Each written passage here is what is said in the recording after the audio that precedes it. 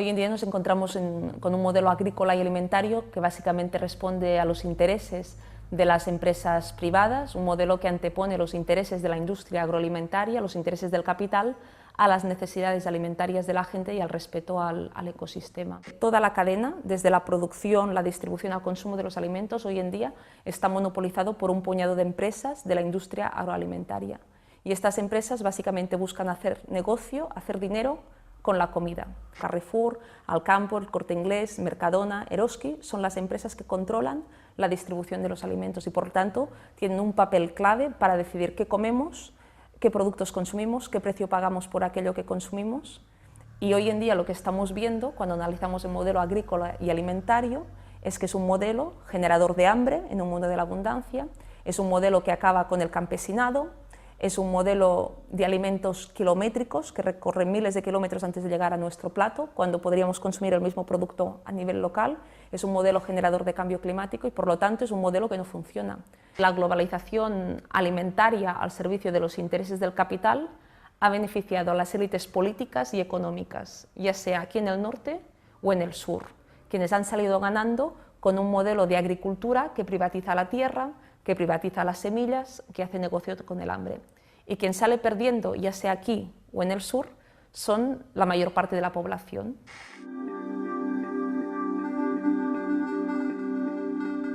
La producción alimentaria se ha multiplicado por 3 desde los años 60, mientras que la población mundial tan solo se ha duplicado.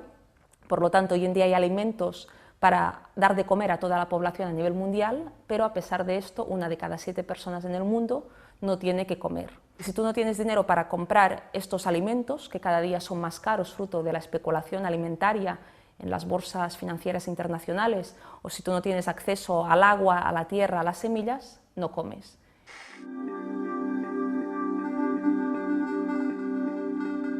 Vemos que los mismos que nos condujeron a las crisis de las hipotecas subprime, que generaron esta crisis económica y financiera a escala internacional, son los mismos que hoy en día están especulando con la comida en las bolsas internacionales.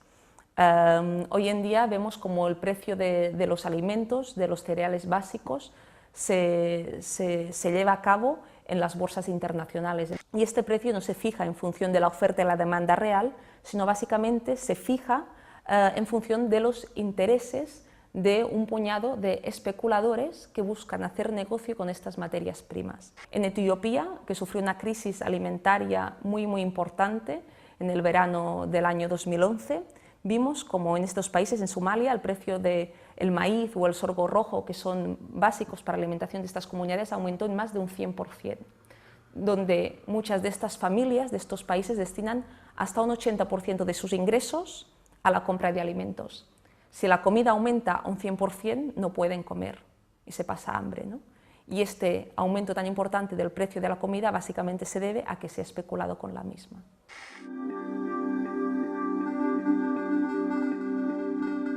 Muchas veces cuando vemos la situación de hambruna en los países del sur o en África, desde los medios de comunicación se apunta a que las causas del hambre tienen que ver con fenómenos meteorológicos, con las sequías, con las guerras.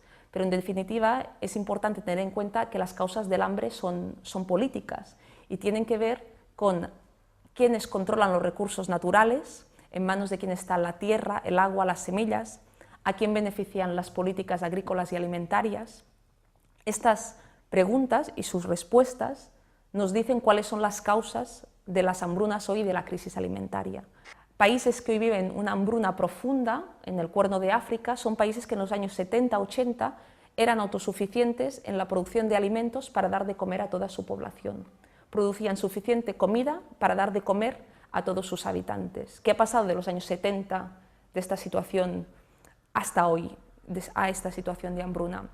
Pues que la aplicación sistemática de estas políticas de liberalización comercial, de apertura forzada de sus fronteras, han hecho que las grandes industrias agroalimentarias del norte, subvencionadas por la política agrícola comunitaria en Europa o por la Farm Bill en Estados Unidos, estas grandes industrias, con la subvención que se ha hecho a su producción, ha generado un excedente tan importante de comida que este excedente se ha acabado vendiendo en los países del sur a un precio inferior al de su coste por lo tanto, haciendo la competencia desleal a los productores autóctonos. En Haití, el arroz norteamericano es mucho más barato que el arroz haitiano.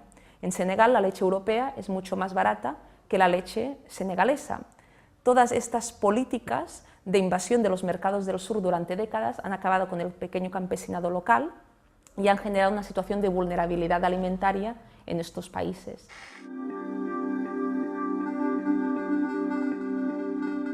La dependencia de fertilizantes, de pesticidas elaborados a partir de petróleo hace que estos sean imprescindibles para la producción. A la vez, los alimentos kilométricos que viajan miles de kilómetros para llevarse a cabo necesitan de petróleo, de combustible fósil, que a la vez implica un impacto muy importante en la generación de gases de efecto invernadero y de cambio climático. Todo apunta a que cada vez estamos llegando al peak oil, a un momento en el cual cada vez será más difícil extraer petróleo y que será más caro. ¿Qué pasará cuando esto suceda? ¿Qué impacto tendrá en la producción de los alimentos? Esto implicará un aumento muy importante del precio de la comida y si esto pasa, ¿quién saldrá ganando y quién saldrá perdiendo?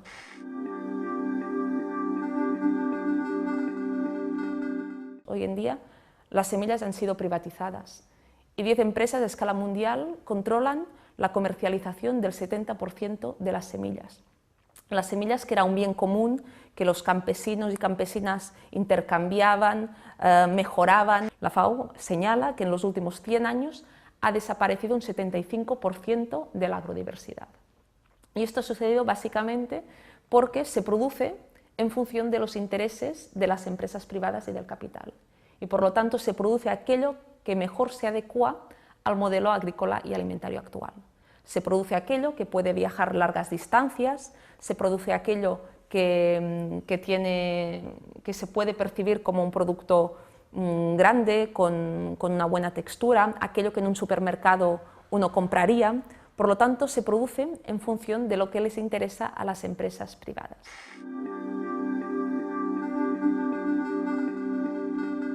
Cada vez aparecen más enfermedades vinculadas al actual modelo agrícola alimentario. Alergias, enfermedades vinculadas a aquello que consumimos, porque en definitiva somos aquello que comemos, y si comemos productos con un alto índice de pesticidas, de potenciadores del sabor, de transgénicos, de fertilizantes químicos, todo esto acaba teniendo un impacto en nuestro organismo y en nuestra salud. Si nos ponemos enfermos, este coste de nuestra enfermedad se acaba socializando, se acaba colectivizando y se acaba asumiendo desde las arcas públicas y desde la sanidad pública.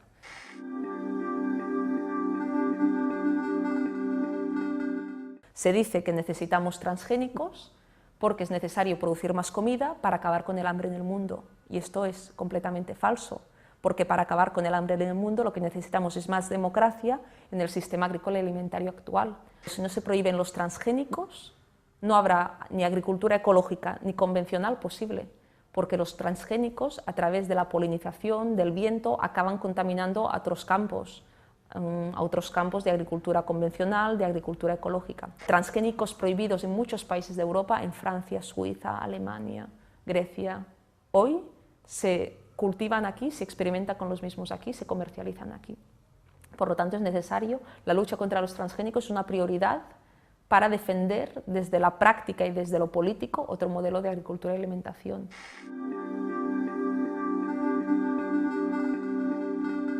El sistema actual promueve un modelo de consumo irracional, superfluo, no necesario, pero que el sistema capitalista necesita de este consumismo compulsivo para sobrevivir.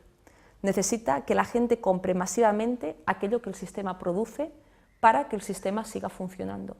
Y a partir de aquí nos crean una serie de necesidades artificiales. Se nos quiere hacer cómplices cuando no culpables de esta crisis económica. Se nos dice que hemos vivido por encima de nuestras posibilidades, cuando es mentira.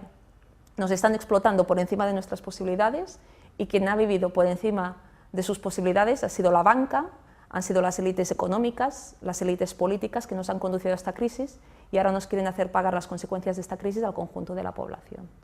Es necesario tener presente que hay alternativas, porque la gran victoria del sistema capitalista es hacernos creer que no hay alternativas, que no podemos hacer nada.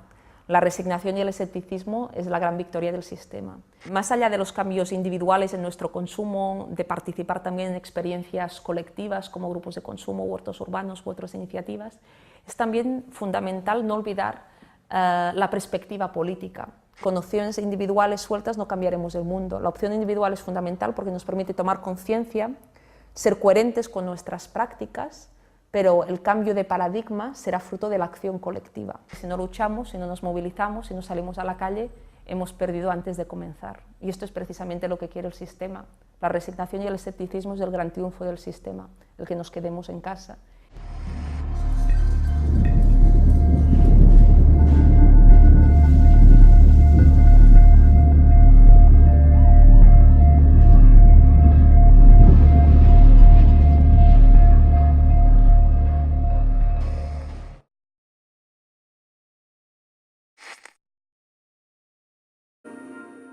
Hoy en día nos encontramos con un modelo agrícola y alimentario que básicamente responde a los intereses de las empresas privadas, un modelo que antepone los intereses de la industria agroalimentaria, los intereses del capital, a las necesidades alimentarias de la gente y al respeto al ecosistema. Toda la cadena, desde la producción, la distribución al consumo de los alimentos, hoy en día está monopolizado por un puñado de empresas de la industria agroalimentaria.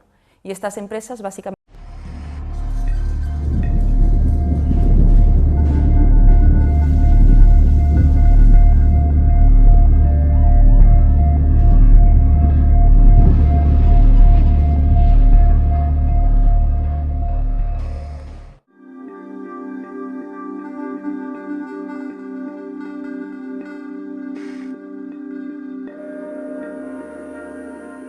el campesinado, es un modelo de alimentos kilométricos que recorre miles de kilómetros antes de llegar a nuestro plato, cuando podríamos consumir el mismo producto a nivel local.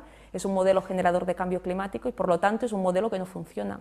La globalización alimentaria al servicio de los intereses del capital ha beneficiado a las élites políticas y económicas, ya sea aquí en el norte o en el sur, quienes han salido ganando con un modelo de agricultura que privatiza la tierra, que privatiza las semillas, que hace negocio con el hambre. Y quien sale perdiendo, ya sea aquí o en el sur, son la mayor parte de la población.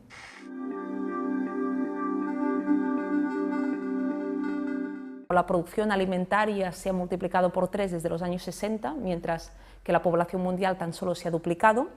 Por lo tanto, hoy en día hay alimentos para dar de comer a toda la población a nivel mundial. Realmente buscan hacer negocio, hacer dinero con la comida.